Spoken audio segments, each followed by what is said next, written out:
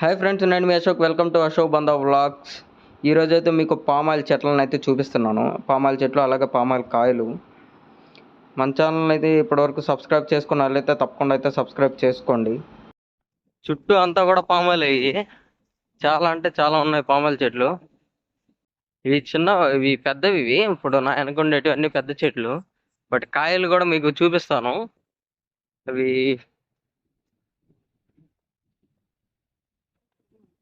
ఇదంతా కూడా పామాయిల్ తోట. ఇవన్నీ పామాయిల్ చెట్లు. ఇవి గాలి మాత్రం భయంకరంగా వేస్తుంది. బాగా చల్లగా ఉంది క్లైమేట్.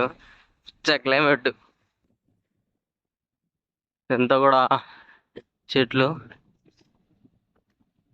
ఈరోజు అయితే ఫీల్డ్కి వచ్చాము అనమాట. మేము ఫీల్డ్కి వచ్చినప్పుడు ఇది చూసాము. చాలా అంటే చాలా బాగుంది ఇది చూడండి చెట్లు. మీకు ఇంకా చిన్న సైజ్ చెట్లు కూడా చూపిస్తాను.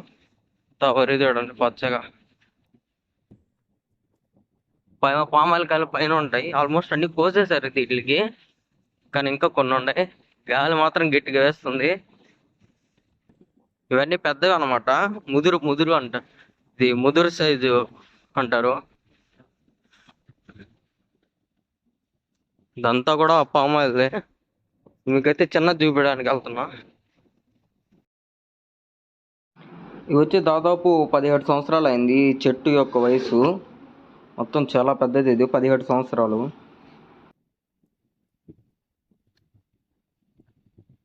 ఇది వచ్చి పామాయిల్ లేత చిన్నది ఇది.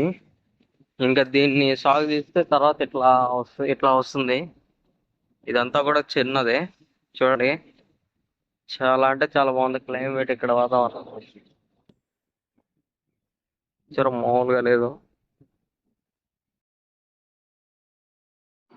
ఇందాక చూపించిన చెట్లు ఉన్నాయి కదా, వాటికి కాయలు ఇవి పామాయిల్ కాయలు.